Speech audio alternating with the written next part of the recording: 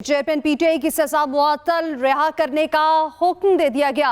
Islamabad high court ने Toshakhana case में सजा मुअत्तली की दरख्वास्त पर फैसला सुना दिया।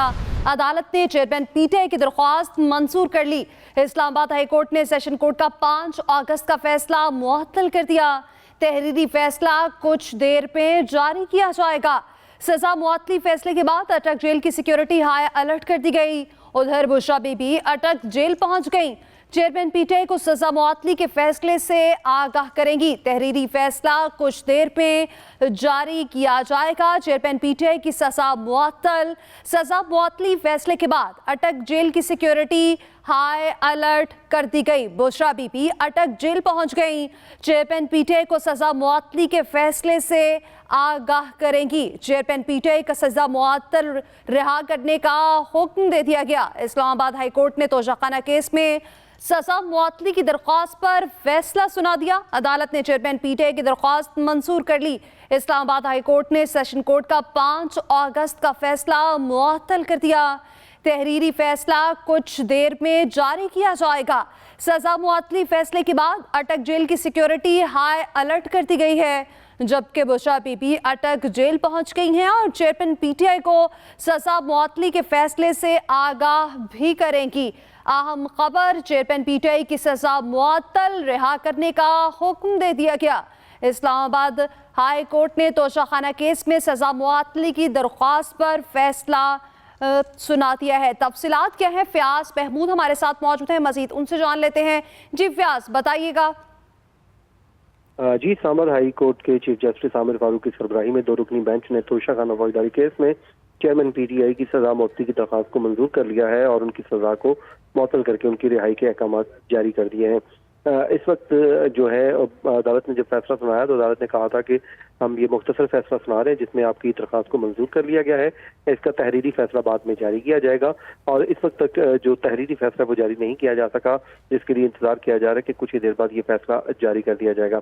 जबकि पीटीआई के जो वकला की जानिब से उनके जमानती मुचलके जो 1 लाख रुपए की मालियत के हैं वो तैयार कर लिए गए हैं, जबकि सर्टिफाइड कॉपी के लिए भी अदालत से रजू कर लिया गया है, जिसमें फैसले की कॉपी की नकूल हासिल की जाएगी, जिसके बाद जो उसके मुचलके जमा करवा दिए जाएंगे और फिर उसके बाद जो रेडीमेड कोर्ट है उनकी रिहाई की रोकथाम जारी कर देगी। लेकिन इससे कबल जो पेशरफ सामने आई है कि रिहाई के इम्कानात इसलिए नहीं है क्योंकि वो एक और मुकदमे में जुडिशल रिमांड पर अब जेल में है जो 30 अगस्त तक उनका मुकम्मल होना है। तो इस्लामाबाद हाई कोर्ट ने उनकी तोशाखाना फौजदारी केस में सजा जो है सस्पेंड की है, जिसके बाद उनकी रिहाई के अहकाम जारी किए हैं। जी, रिहाई के अहकाम जारी किए गए हैं। अच्छा फयाज, ये तो कहा जा रहा है कि कुछ देर में तहरीरी फैसला जारी किया जाएगा, तो ये कुछ देर का कोई टाइम फ्रेम भी दिया गया है?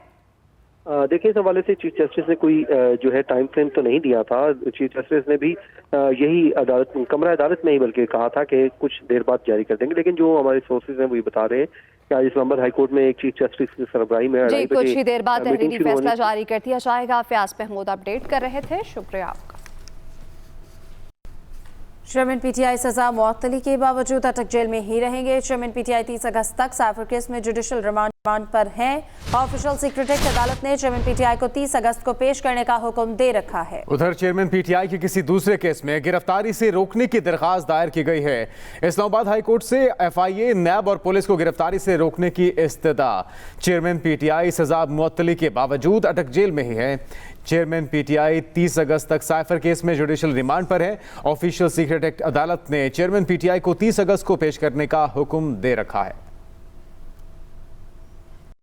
लाडली की सजा खत्म नहीं, सिर्फ मुअत्तल हुई है। सदर मुस्लिम लीग नून शहबाज शरीफ का हाई कोर्ट के फैसले पर रद्द अमल, कहा कि चीफ जस्टिस का गुड टू सी यू और विशिंग यू गुड लक का पैगाम हाई कोर्ट तक पहुंच गया, आला अदलिया से पहुंच गया है।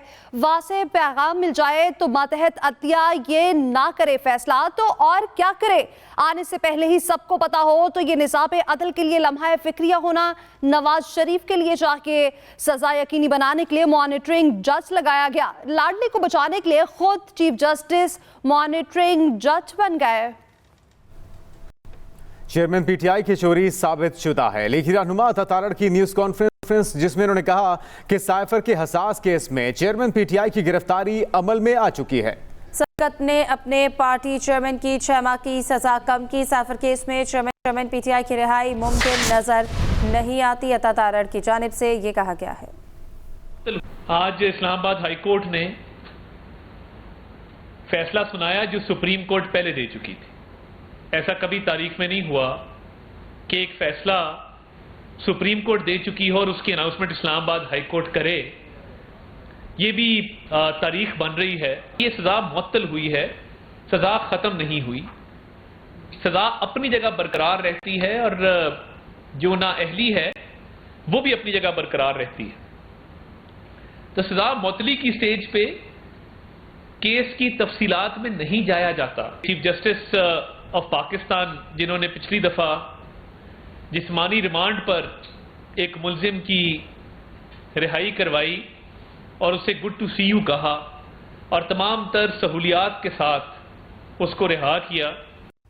प्रैक्टिस एंड प्रोसीजर एक्ट के जरिए अदलिया की आज़ादी पर हमला किया गया है। इस कानून साजी से अदलिया की आज़ादी की बुनियादें हिला दी गई। चीफ जस्टिस उमर अता बंदयाल की नैब तरामीम केस में रिमार्क्स, कहा कि प्रैक्टिस एंड प्रोसीजर कानून से पहली बार सुप्रीम कोर्ट के इंतजामी अमूर में मुदाखलत की गई। कानून के जरिए वो रिमांड दी गई जो कि आइन में मौजूद ही नहीं है। क्या सुप्रीम कोर्ट अपना काम बंद कर दे? हम आइन और कानून के मुताबिक फैसला करेंगे। केस की मजीद समाअत कल तक मुलतवी।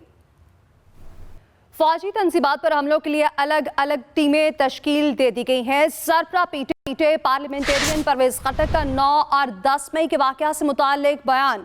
कहते हैं केपी में बनाई गई टीम में मुराद सईद और अली अमीन गंडापुर शामिल थे।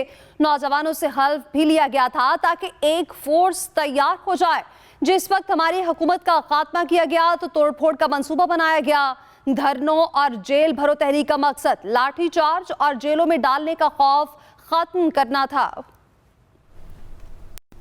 इलेक्शन कमीशन में सिंध और बलूचिस्तान में इंतखाबात की तैयारियों पर इजलास हुआ। आईजीज, चीफ सेक्रेटरीज और सूबाई इलेक्शन कमिश्नर्स की इजलास में शिरकत। जी हाँ, ब्रीफिंग दी गई। आईजी बलूचिस्तान में अमन अमान की सूरत हाल से मुतालिक इलेक्शन कमीशन को आगाह किया है। उधर पाकिस्तान पीपल्स पार्टी का वफ्द आज इलेक्शन कमिश्नर से मुलाकात भी करेगा। इलेक्शन की तारीख, शेड्यूल और हल्काबंदियों पर मुशावरत भी होगी। इलेक्शन कमीशन में सिंध और बलूचिस्तान में इंतखाबात की तैयारियों पर इजलास हुआ। पाकिस्तान पीपल्स पार्टी का वफ्द आज चीफ इलेक्शन कमिश्नर से मुलाकात भी करेगा और इलेक्शन की तारीख, शेड्यूल और हल्का बंदियों पर मुशावरत भी होगी। आईजी बलूचिस्तान ने अमन अमान की सूरत हाल से मुतालिक इलेक्शन कमीशन को आगाह किया है। इलेक्शन कमीशन में सिंध और बलूचिस्तान में इंतखाबात की तैयारियों पर इजलास हुआ। आईजी, चीफ सेक्रेटरीज और सूबाई इलेक्शन कमिश्नर्स की इजलास में शिरकत।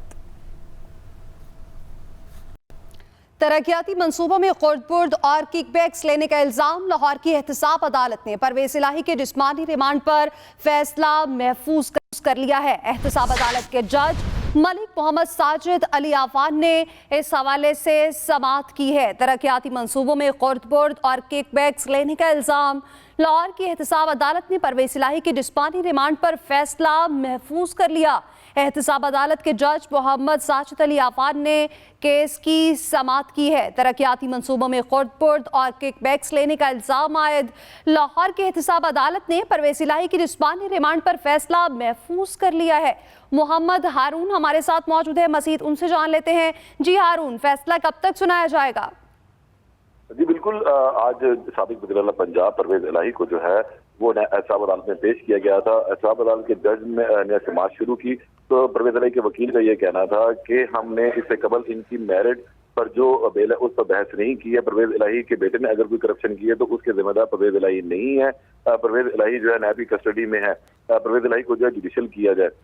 बारिश जंजुआ जो प्रोसिक्यूटर थे नैब के, उनका ये कहना था कि परवेज इलाही के अकाउंट में पैसे ट्रांसफर हुए हैं, उसके सबूत भी मौजूद हैं। इनके बेटे ने किकबैक वसूल किए हैं, जिस पर इनके वकील अमजद परवेज का ये कहना था कि परवेज इलाही से कोई चीज साबित नहीं होती है। ये इंतकामी मुकदमात है। एक मुकदमे में गिरफ्तारी की जाती है तो दूसरे मुकदमे में गिरफ्तारी पहले से डाल के रखी जाती है। लाहौर हाई कोर्ट ने इस हवाले से फैसला दिया था, ताहम उसके बाद इस फैसले की बादशाह 2 रुकनी बेंच ने भी तौसीक कर दी।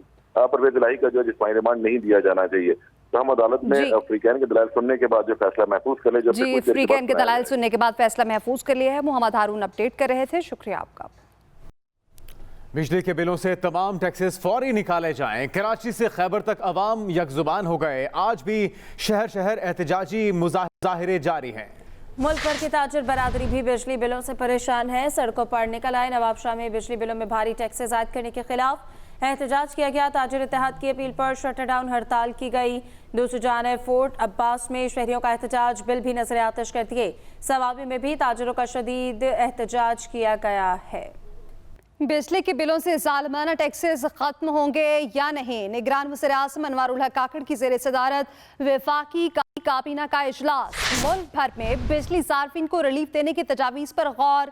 वज़ारत तवानाई के बिलों के मामले पर तजावीज़ वफाकी काबीना में पेश कर दी गई हैं। बिजली के बिलों से जालिमाना टैक्सेस खत्म होंगे या नहीं?